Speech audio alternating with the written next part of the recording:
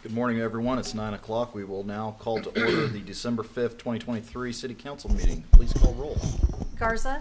Yes, here. Goss? Here. Fast? Here. Richardson? Here. Pledge of Allegiance? I pledge allegiance to the flag of the United States of America and to the republic for which it stands, one nation, under God, indivisible, with liberty and justice for all. Our prayer will be led by Kim Beery with Trinity United Methodist Church. I invite you to pray with me. Living God, we give thanks for the many blessings in our lives that come from you. You are always with us, Emmanuel. You give us strength for the journey. Today, we come to lift up our leaders on the council and in our city. May they make wise decisions for the good of all. Let today's meeting be filled with a sense of cooperation and excellence. For it's in Jesus' name that we pray. Amen. Amen. Thank you very much. Next item, please. Item 4, oral communications from the audience. This is the portion of the meeting that we open up the podium for those in the audience who would like to make comments on items not on the agenda. If you'd like to say something, please state your name and address, and you have 5 minutes.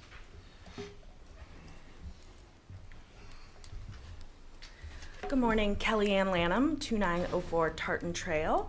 I wanted to personally invite all of you to our new listing that I just listed. It is SCED's first resurgence project that they have completed, and it is at 1508 West 17th. And again, to remind you, SCED was awarded $500,000 in ARPA COVID relief funds, and their goal is to start kind of a seed fund to keep flipping houses in Hutchinson. Our first goal is 5, but ultimately we'd like to complete 15 houses. Is that just west of Monroe? It's actually west of Hendricks. Oh, okay. All right. Yep. So it is a 4-bedroom, 2.5-bath house.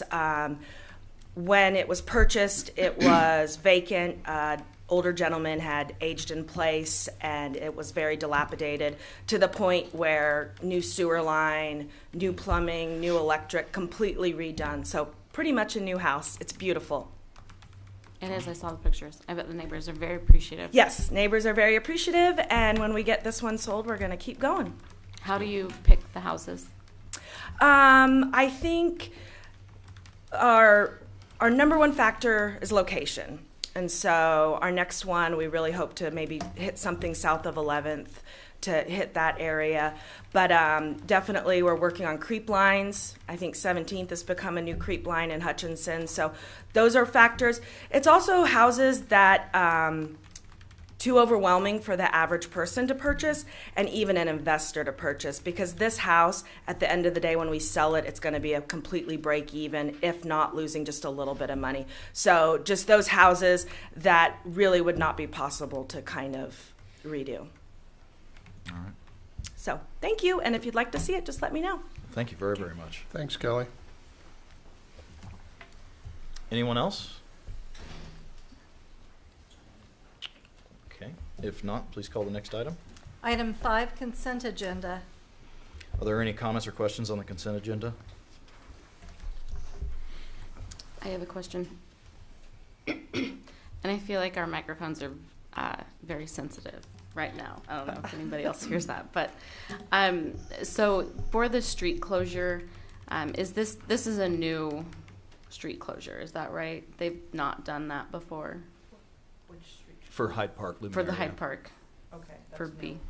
It's new to No. close it, or is it a normal It's every been year? on the agenda every year for as long as I can remember. Oh, they always close the street?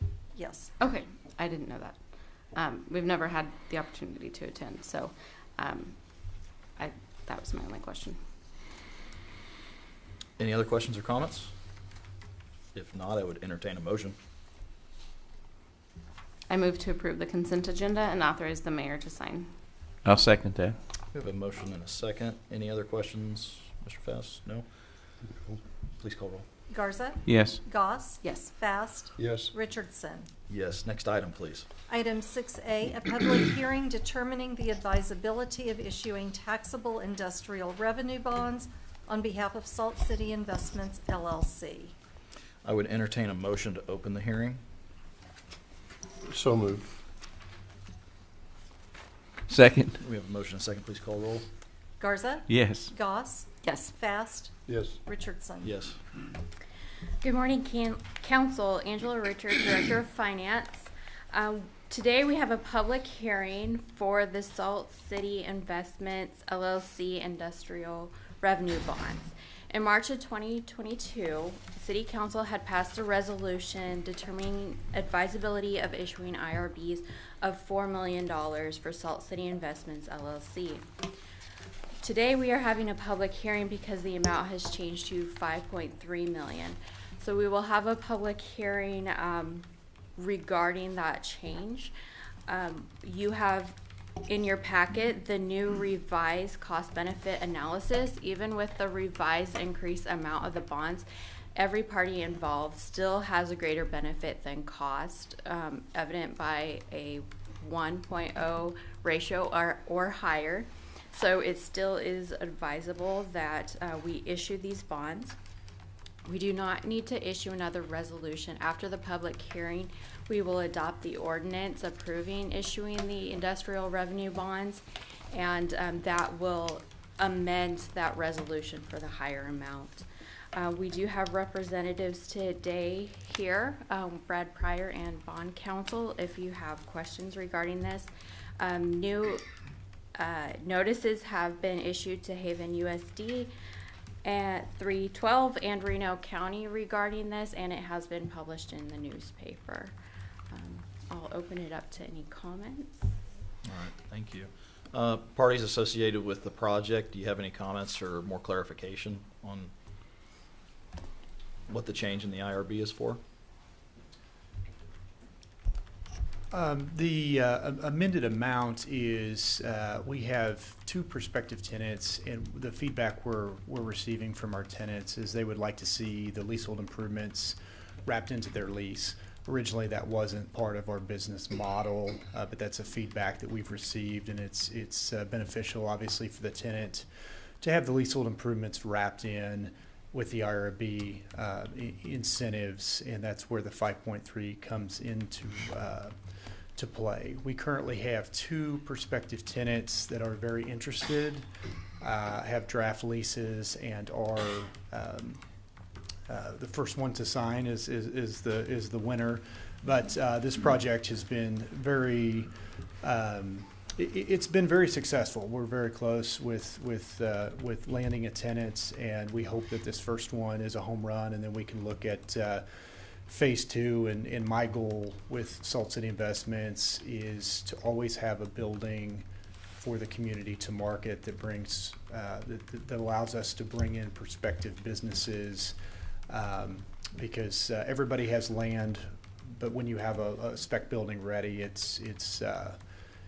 just puts you a leg up compared to the other communities. So that is the reason for the ask of the 5.3, and so we appreciate all that the city's done to support this project, and we're grateful with the partnership. Okay. Thank you. I'm going through the comments, and it says I'm going through the benefit to cost ratios and the average return on investment, and Haven's at 24%. And state of Kansas 21% return. I mean, I'm not saying that's a bad thing. I like the numbers. Yeah, I just wanted to mention that. Any other questions, comments? This is a public hearing. Does anyone else have anything they would like to ask or comment on? If you do so, please come to the podium. I have a question. Why is it that Haven USD 312 has the highest benefit to cost ratio?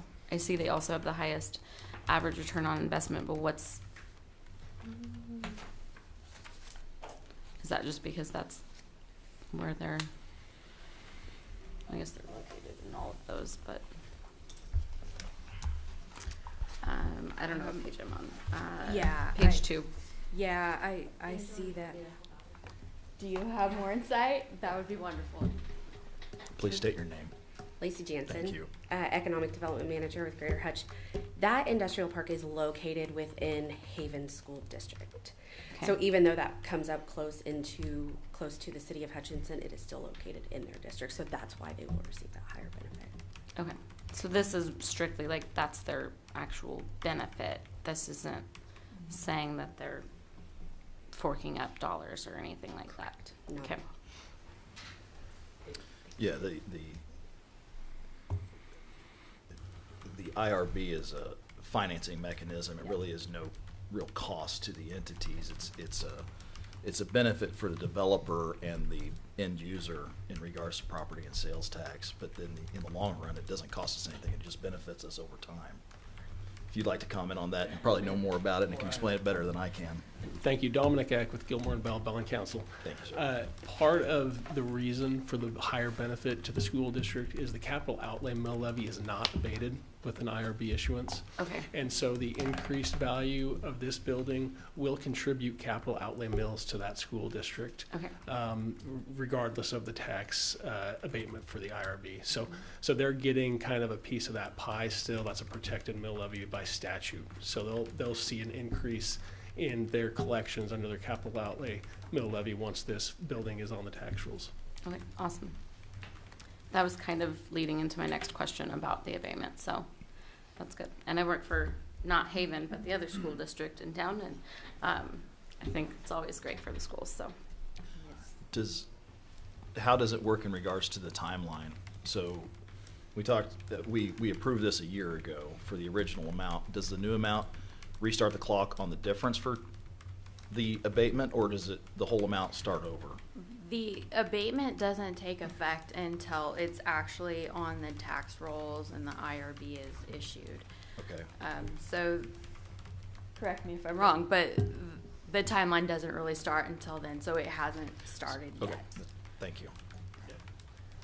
The only thing I'll add, well said, Angela, perfect explanation. The only thing I'll add is the initial step is taken at the beginning of the process so they can get the sales tax exemption certificate and utilize that during construction of the project. So that's why it's kind of a two-step process. There's two main benefits. You got your sales tax exemption and your property tax abatement.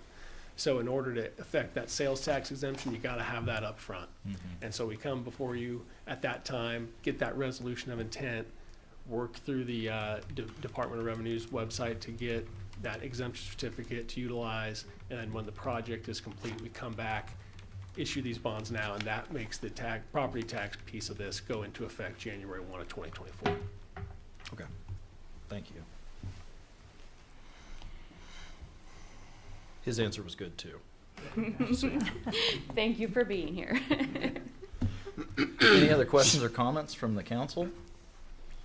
I think that Brad's answer was probably best, that he's going to build again, and that group will continue to try to replicate the success of this.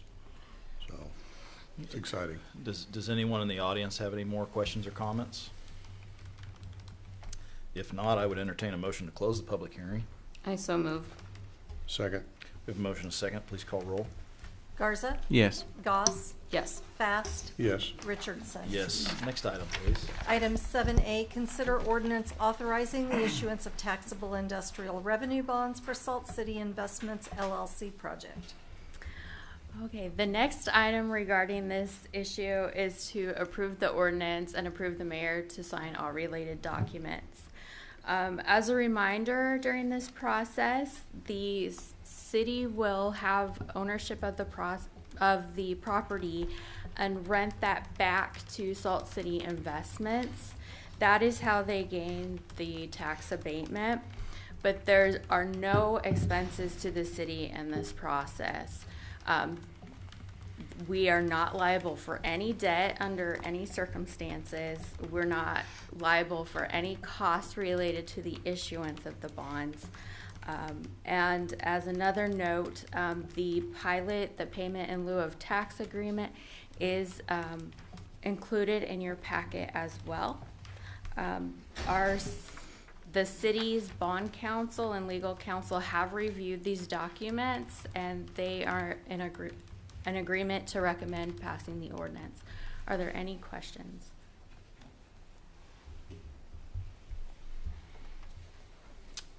Any questions on this? If not, I would entertain a motion. I'll move to approve an ordinance authorizing the City of Hutchinson, Kansas to issue its taxable industrial revenue bonds, Series 2023, to Salt City Investments LLC project for the purpose of the acquisition, construction, furnishing, and equipping of industrial facility, and authorizing other related documents and actions, and authorize the mayor to sign. Second. We have a motion and a second. Please call roll. Garza. Yes. Goss. Yes. Fast. Yes. Richardson. Yes, thank you. Next item, please. Item 7B, consider ordinance ordering the vacation of a portion of building setback line for Central Bank and Trust Company. Paul Brown, City Attorney. Actually, you should have approved this before, but you couldn't because the resolution was never, or the ordinance was never presented to you at the time. You previously approved a zoning change for this same property. There was supposed to be a vacation of a building setback line, just 5 feet of it. It's the RCB Bank on 30th Street, and you've seen the construction there. And it allows them, their awning, their canopy extends into the 30 feet, so they just need 5 feet of that vacated. It doesn't harm anything on 30th Avenue or adjoining properties, and you will see some of these in the future. I'll talk about that in just a second, but I would ask the council to approve that vacation. Any questions for Mr. Brown? If not, please call roll. Or I would entertain a motion. I move to approve the ordinance ordering vacation of a portion of a building setback line located in the Northridge addition to the city of Hutchinson, Kansas, and authorize the mayor to sign. I'll second that. We have a motion and a second. Any other comments or questions? Garza. Please call roll. Yes. Goss. Yes. Fast. Yes. Richardson. Yes. Next item, please. Item 7C, consider resolution annexing land not adjoining the city. You're going to hear from Deborah Tufel first, and then I'll follow up. Good morning, Council. Deborah Tufel with the Hutchinson-Reno County Chamber of Commerce. And today I am here representing our Growth Inc. division and a grouping of parcels along K96 that are contiguous parcels but not contiguous to the city of Hutchinson. And we bring before you a petition for annexation of those 4 parcels. So I, as Growth Inc. president, have signed that petition, as have Leonard and Marilyn Yoder and Philip and Kelly French. There are 4 parcels that you'll see on the screen that total 487 acres, and it is the intent that we are developing this area for a new industrial park for our county and communities. And currently, in order to move kind of to the next step of being able to market this property as developable, we need to have a plan for infrastructure and obviously to have a plentiful amount of water and be able to connect to municipal services that we are considering with the city of Hutchinson. We are requesting annexation by the city of Hutchinson for that endeavor. Thank you. And council, I've also included in your agenda packets not only the parcel maps from the appraiser's office, but a copy of the statute about the annexation process because it is not adjacent to the city limits.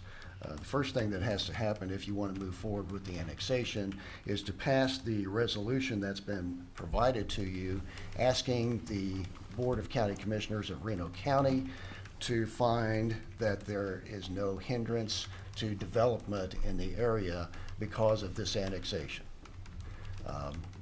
Without that, we cannot proceed with this type of annexation. So that's the first thing that has to happen. Assuming the board approves that, then we come back to the city council with the actual ordinance of annexation. But this is the first thing that needs to happen for that. And you can see the 4 parcels there, and that's what we will be pursuing if the council chooses to annex. Questions from the council? So we can't vote on this until they give us approval. You will vote on the resolution today, and we will take that resolution to the county and ask them to make the findings necessary under the statute, and then we do come back to this body for the actual annexation ordinance. What's the timeline that they have to respond to the findings or to? It's in the statute. I think they have like 15 days, but they're going to have it sooner than that. If the governing body passes this resolution, we certified it and take it to the county. If you pass this resolution today, the county will have the certified resolution today.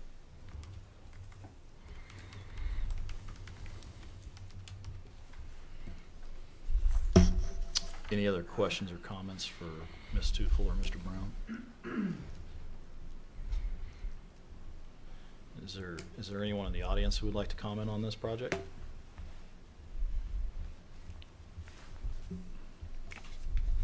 All right, I guess I would entertain a motion. I move to approve a resolution requesting the Board of County Commissioners of Reno County, Kansas to make the findings necessary for annexation as described in KSA 12-520 CA3 and authorize the mayor to sign. I'll second that. We have a motion and a second. Any other comments or questions on this? Please call roll. Garza, Yes, and this is a great thing for Hutch. Yes. Goss, Yes. Fast, Yes. Richardson. Yes. Next item, please. Item you. 7D, consider resolution establishing refuse rates for 2024. Angela Richard, Director of Finance. Every year I come before you to approve the new refuse rates for the next year. Our contract with Stutzman's Refuse Service allows for a 2% increase every year. So I have provided you the change from 2023 to 2024. It'll go, a typical residential service cart will go from $10.57 a month to $10.79 a month. Commercial from $11.40 to $11.63. The rest of the items are provided, and as additional notes, I provided all other charges that we charge per Stutzman's contract, and none of those have changed. So staff recommends that you approve the resolution adopting the 2024 refuse rates. Any questions for Angela?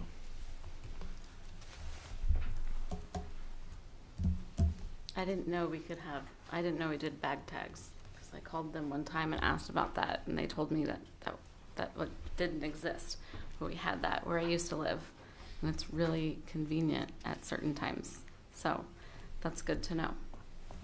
Do you just go down there and pick them up? Anybody know?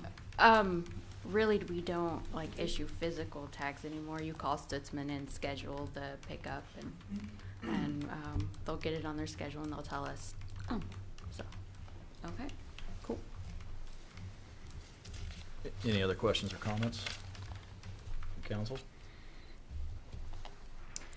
I move to approve a resolution establishing rates and charges and franchise fees for collection and disposal of garbage and trash by the city, as all as authorized by section 10-209 and 10-210 of the Hutchinson City Code, and authorize the mayor to sign. Second that. A motion and a second. Please call roll. Garza, Yes. Goss, Yes. Fast, Yes. Richardson. Yes. Thank Next you. item, please. Thank you. Item 8A, consider lift station rehabilitation design build agreement with Burns and McDonald, CAS Constructors, LLC. Good morning. My name is Brian Clinton. I'm the Director of Public Works. I'd like to also introduce a few of our team members that are in the audience today. First is Jacob Coy, our Assistant Director of Public Works. He is the project manager on this job. He's sitting there in the back corner. Also have Brian Meyer with Burns and McDonald and Travis Stryker with CAS Constructors.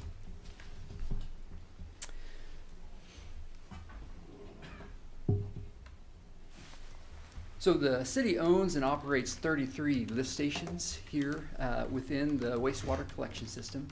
Ideally, wastewater would flow by gravity from the city all the way south to our wastewater treatment plant. However, Hutchinson is too flat for that to happen. So our wastewater flows by gravity till a certain point, and then we have to have a pump station that raises the elevation of that wastewater so it can continue to flow by gravity to the wastewater treatment plant. So 28 of those lift stations have been rehabbed due to age and reliability issues. The 5 remaining lift stations are shown here in this graph, and those are the ones that are scheduled to be rehabbed now. And just a reminder as to how critical lift stations are. A failure of a lift station could result in significant backups within a home, within a business here within our community. So they are a critical and vital piece of infrastructure. Now I'd just like to walk through all the different sites. We've got 5 sites. The first one is 19th Terrace. It was built in 1987 with a pump capacity of 200 gallons per minute. The improvements consist of new submersible pumps, new wet well, a new valve vault, and also new controls on that site. The next is the 7th and Porter location. Again, it was built in 1987, 200 gallons per minute pump capacity. Very similar improvements to that of the 19th Terrace lift station. There are a couple of additional issues that we're going to address on this site. One, it is difficult to bypass this lift station when the pumps go down because the manhole is so far away. So we are going to be installing a bypass connection. And then we also see a lot of fats, oils, and greases at this location, so we're going to be adding a grease control mixing pump to that lift station as well. The Industrial Park lift station, this is located near 11th and GVI. Again, built in 1987, pump capacity of 250 gallons per minute. Again, similar improvements to that of 19th Terrace, other than we are just replacing the top of the existing wet well rather than replacing that entire wet well. The one issue that we are also going to address at this station is a flooding issue. So we're going to be doing some grading improvements to help with the drainage of this particular area. The Regency Park location, built in 2004 with a pump capacity of 250 gallons per minute.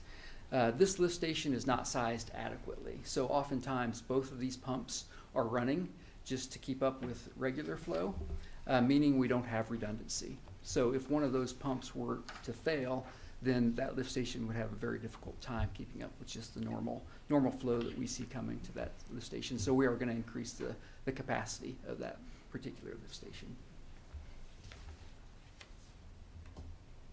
And then our last site is what we call the Shears lift station, right by the Shears parking lot, Apex Shears. It is the second largest lift station in the city. It accounts for about 30% of the flow going to the wastewater treatment facility. Maintenance staff are also required to go down a dry well for maintenance once every 2 weeks, maintenance of those pumps once every 2 weeks. That dry well is about 30 feet deep, and it's considered a confined space. So the proposed improvements are going to eliminate that dry well. And then we are also going to add a 3rd pump to this site just to improve the redundancy of this critical lift station. So we are recommending a design build approach to this project, and there are a few reasons for that.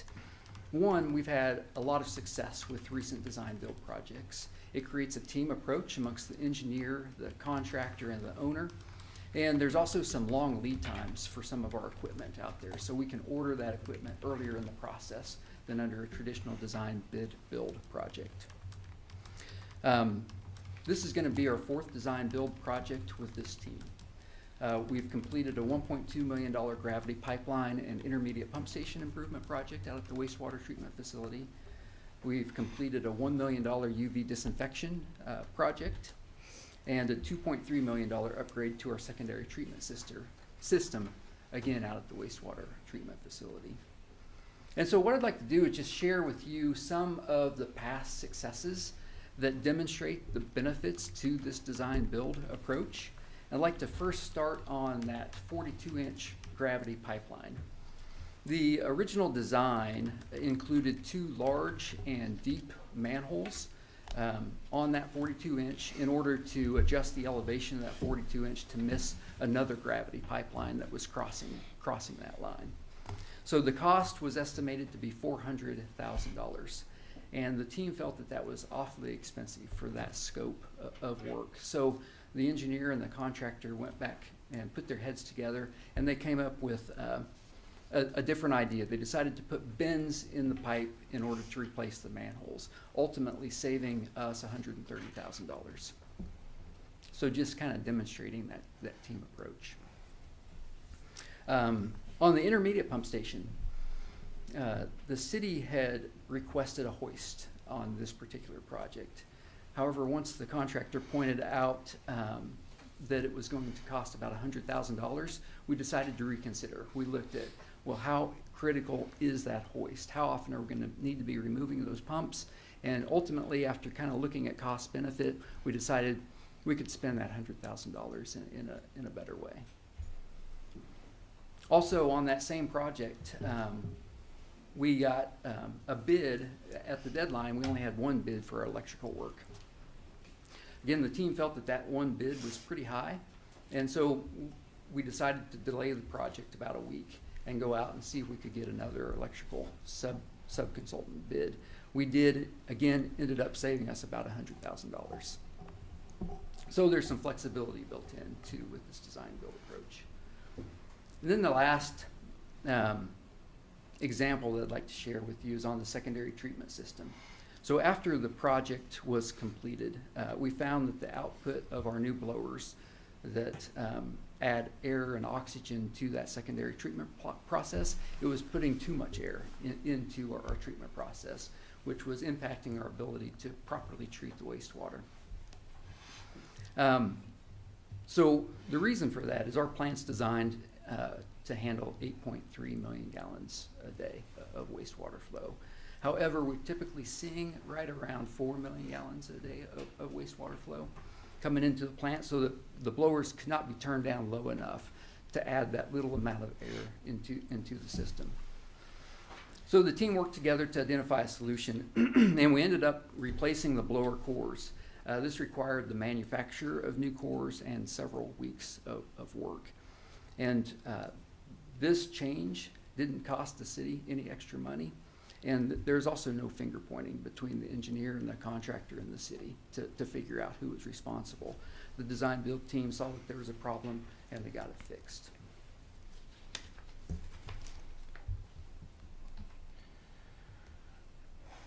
All right, last thing I'm going to mention before I turn this over to Brian and Travis. Our SRF loan application estimate a little over a year ago for both projects, the lift stations and the headworks, was for $3.57 million. So the lift station only cost is $3.922 million. So once we know the cost of the headworks project, we will go to KDHE and request an increase in our loan amount. We'll need to bring that back here to the City Council for review and approval.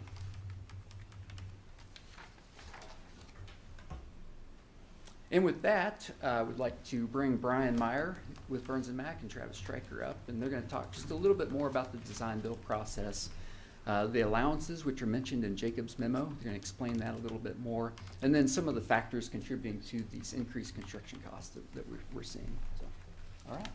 Yeah. Good morning. Brian Meyer with Burns McDonnell. I'm part of the design build team. Appreciate the opportunity to be here this morning. And I'm just going to make a few general comments. Brian did a great job of describing some of the benefits and some of the history. Personally, I've had the privilege of working for the City of Hutch for over 30 years on water and wastewater projects, and I really appreciate that. Brian mentioned this would be the 4th design build project in recent history for the city.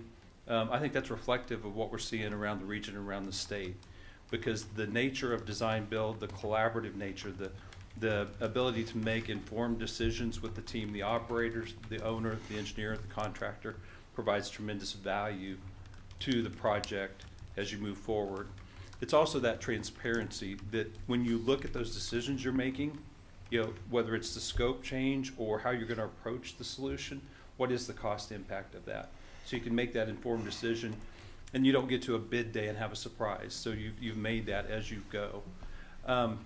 I think, you know, and that's why throughout the region, people are moving toward that for one other reason as well, because the operators and the ownership that's involved in that collaborative process. When everybody gets input on a project, at the end of the day, it's more successful.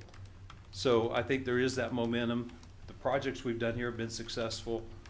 Projects we're seeing throughout the region, I think it's going more and more momentum toward collaborative delivery process.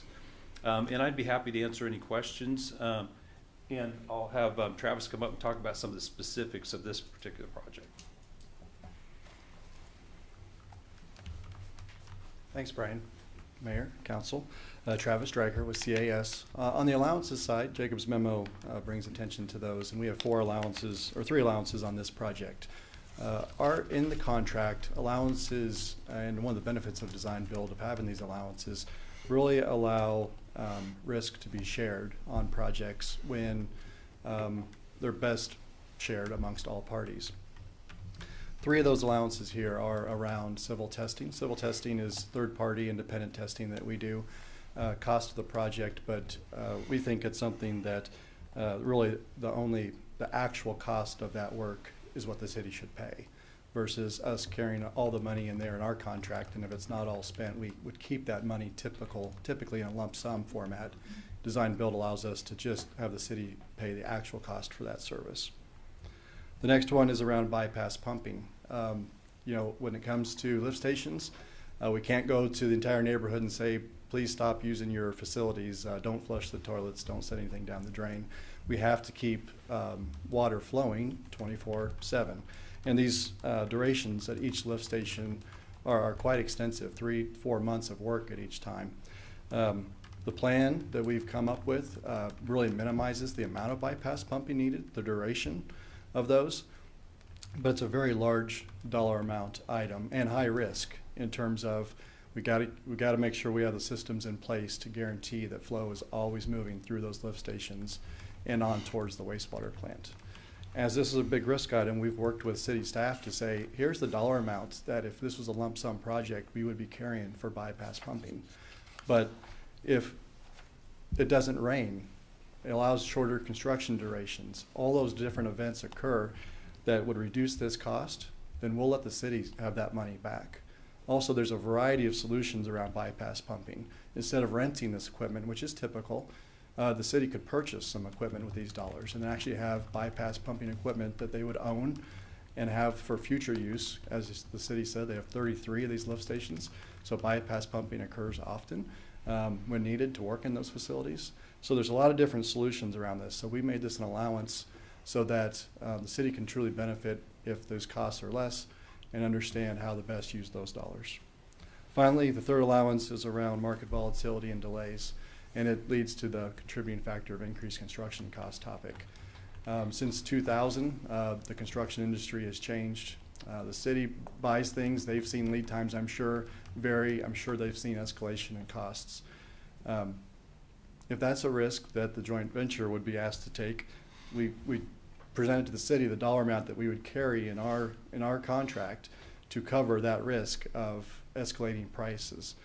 Again, that's not a risk it's not an area where we're trying to make money. It's a risk that's present in the project, but we think it's appropriate that the city's willing to make that an allowance, that if those dollars don't come true in terms of escalation in prices, then that money goes back to the city. So that's the flexibility design build allows, and that's why we have these 3 items as allowances.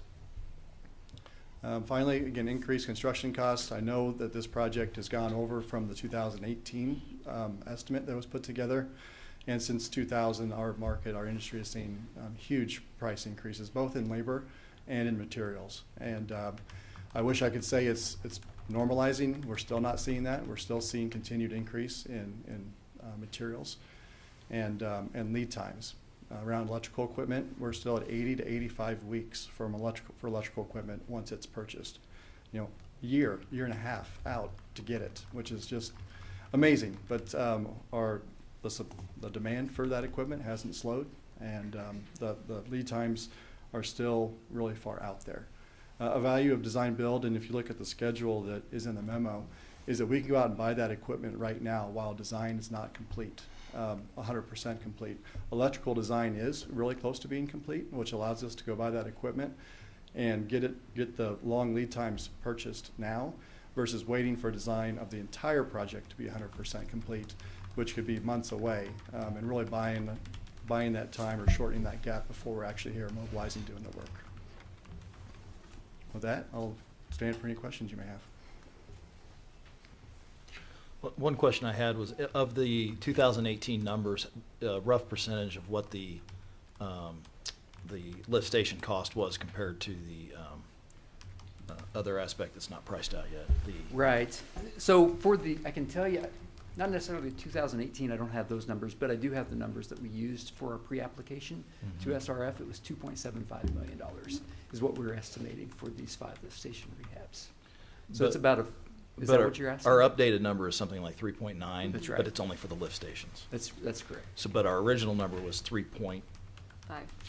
Oh, 3.5. And that included everything. So I'm trying to estimate, based on what included everything, how much of a percentage was it with lift stations versus the term is escaping me. The headworks. Thank you. Headworks. Yeah. So roughly, based on the percentage of the original number, can we estimate an idea of what the updated number would be? Oh, you mean what once the headworks project is complete? I don't have that number yet. And one issue that we're seeing on that headworks facility is the scope of that project's increased as well. So I do expect that. But again, from what our original number was to what the new number is on the lift station, it was about a 40% increase in construction costs, or total project costs, not just construction. Brian, I have a question, might be more for Angela, and that is, how contrast design build with just a bid project as far as how we finance it and bond it, fund it? Is there any difference? No difference? Because I mean, sounds like a very smart way of getting large projects done. But there's no downside at all. And there's no requirements to do a full-on bid process for construction? No. And I would imagine we're not here talking about it if there was a requirement for that. Well, it sounds like certain pieces are still being bid out, but in a more flexible manner. That is correct, and I'll let Travis speak on that. Yeah, the last one is just bypass pumping. Everything else, we received multiple quotes for all the different scopes of the projects and reviewed that with city staff. Okay. Yep. Brian, the 3.9 is this is an increase to the partially forgivable loan monies that we've applied for from the state, right? This is an increase to the grant application. Grant application, okay. I'm sorry. It's not a grant application, it's a loan application. Okay. So there's no loan forgivable on the wastewater side. On the wastewater side, okay. Right. I think what I like about what I am hearing today is, number one, that it seems like it's more flexible than the processes we've used in the past. But you said no bid day surprises is key. And I think right now every industry is seeing that things are just coming back astronomically high. And then at the end of the day, you're like, well, I guess that's what we're going to go with. And so this sounds like we have a lot more flexibility and we're being better stewards of the people's money by using this approach. So thank you for bringing this to us. I think to go along with that, Stacy, I think just people collaborating, saying, "Oh my gosh, what do we do? We've hit a roadblock, and we're going to figure out a way because we have all the right people in the room." I've seen it over and over again, especially recently, how collaboration moves the needle and gets stuff done, and sounds like cheaper in the case of the electrical bids for whatever project you were working on. So. Yeah, I have. Well, you live this life. I have my own proclivities to this. So the idea behind my theory is that when we put out things for hard bid on complicated projects, there's going to be things that people, they don't price in there because I'll just make it up on a change order, and they'll make my money on change orders, and I hate that mindset, but it does occur in construction. So I could go on a soapbox on this for a while, so I'll keep my mouth shut. Do you have any other comments or questions? Yeah, I got a couple in my head here because I have some clients that live on that side of town where the Shears lift station is, and he's always calling me when we have a lot of rain and its system is backed up. This new, what we're going to do, will that help that from the backup system when it rains a lot, or not, or what? Well, we're not increasing the overall pumping capacity at that plant, although we are adding a third pump. I see. I guess, in theory, we are increasing the pump capacity with the third additional pump. So if the wet well got so high, all three pumps would be able to kick on and kick out a little bit more flow. So this is seeing some storm water, not just household wastewater? No, well, so it would be what we call infiltration and inflow. So where our pipes are a little bit leaky, or maybe the groundwater table's coming up a little bit, or even manholes sometimes we'll get some of that storm water runoff. But there's no direct storm sewer, being discharged into the system. Yeah. And one last thing on the backup, the bypass. Is that mechanical bypass or electrical bypass? Does this control see the overflow and it automatically kicks on the bypass? No, so it would be mechanical. It would be mechanical. Physically, we'd have to install some hoses to physically bypass around and have some pumps to pump in around. Yeah. Does that temporarily interrupt service? So we have a certain amount of time that those wet wells can hold wastewater. So we know what that time is for each of our lift stations, and so we're able to respond in time to prevent any issues within the system on the majority of cases. The city of Hutch is a real elaborate system when it goes, because I know I used to work for the city of Hutch, and it would let them know when it's backing up. It does. Right, and the technician will head out there in the time that they need to and make sure to get the backup equipment up there or whatever they need to do. So the city of Hutch is well equipped and got some new technology out there. So, am I right?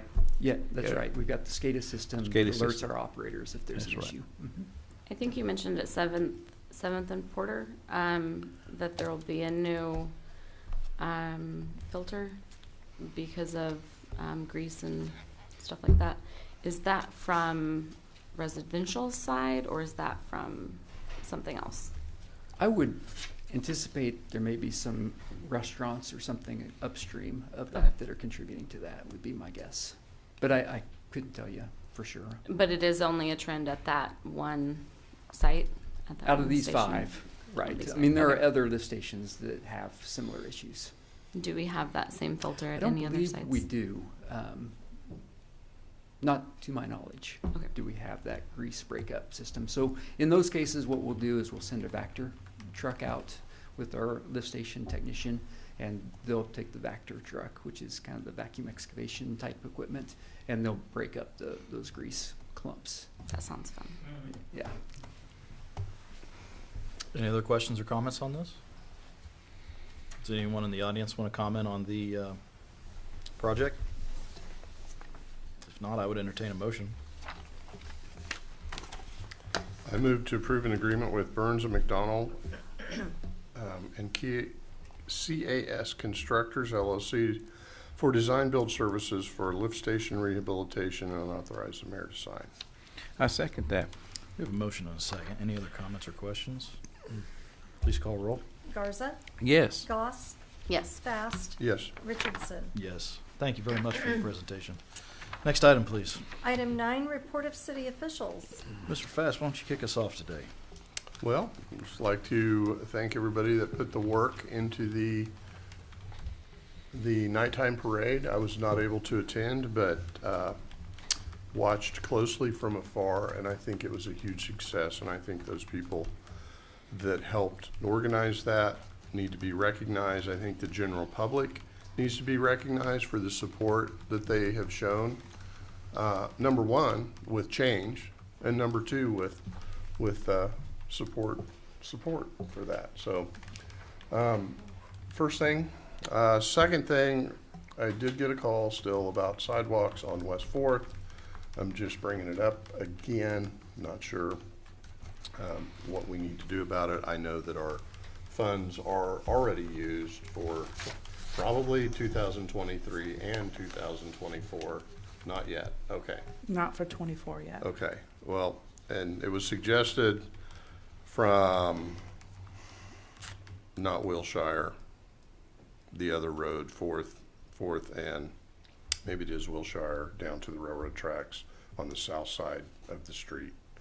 There would be less sidewalks needed because of some parking lots. So anyway, I'm just, I promised this gentleman that I would mention it again. You know, maybe we need to put an amount in the budget for that, or maybe we don't. But anyway, apparently it's a problem for at least one citizen. But anyway, I think that's all I have.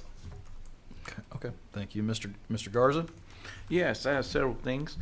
First thing I'd like to add, on the Christmas parade, I got to be in it, and it was a tremendous success. A lot of people out there. I've never seen that many people at a parade before, and it was great. It was really, really great. Second thing, I was at the Chamber's meeting last night, did a good job. It came out really good. Had a good speaker by the name of Scott Mann. I was impressed with him. They did a really good job, and it was a success. Next thing I'd like to say, Youth Council. Youth Council has their voting this Saturday, right? Coming Saturday at 3 o'clock at the Zone. They'll be voting in the new Youth Council, so we can do that as adults. Please back our youth. They're the future. Try to go out there and see the voting on the new Youth Council. It should be it's great. I mean, like you always know me, I'm back in the youth, so we should go out there and support them. Okay.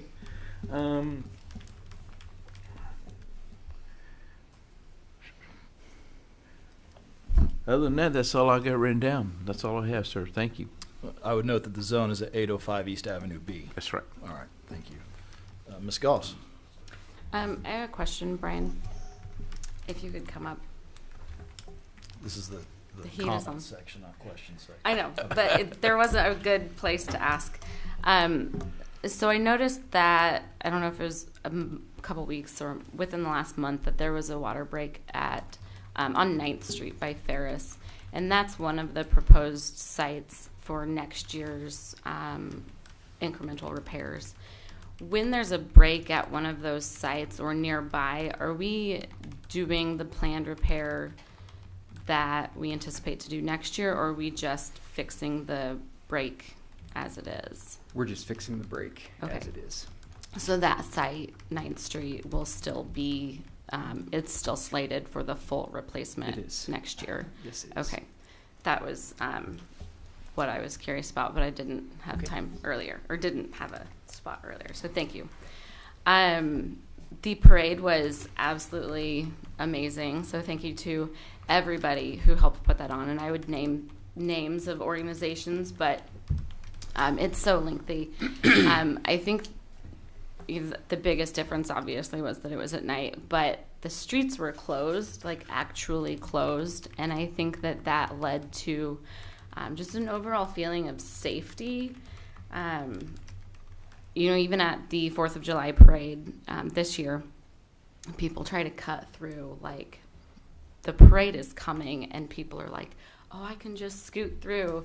And that always frustrates me because people are already in the street. People are already, have their chairs up and whatnot. So this parade, I think the safety was, without a doubt, it was there. So thank you to the law enforcement and the city staff, everybody who helped with all of that. It was amazing. The downtown master plan meeting was last Thursday. I think it was very well attended. I look forward to reading the, maybe not all 400 pages, but at least part of the 400 pages when the final report comes out. I think there's a lot of momentum building in Hutch, and people have a lot of really good ideas. And if you are out there watching this and you have a really good idea, I hope you bring it to us or to the chamber or to somebody who can help bring that to fruition. Do we have a report on the boxer who I think he went yesterday, I think, for the tryouts, I believe. Garza's watching the bracket. He did. How's he doing? He won, right? The first bracket. I don't know. We do not think he won the first round, but it's okay.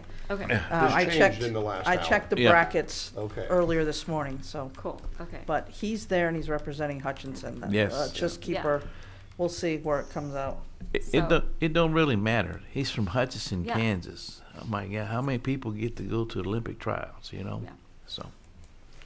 And then we also have a new thing that the chamber, you guys are doing really cool stuff right now, just by the way.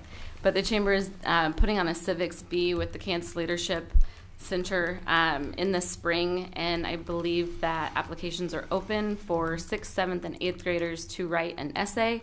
It is open to any school, so I encourage people to encourage any young one in their house to write an essay, look it up, start thinking about it, and the deadline isn't for a couple of weeks, so there's still plenty of time. I am judging, so hopefully we have a lot of really a lot of local representation in that.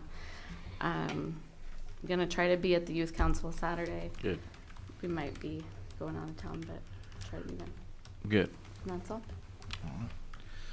As far as the parade goes, I will say every city employee I ran into, they were into it, which I appreciate, and I appreciate all the efforts from the different departments that stepped up to the plate on that.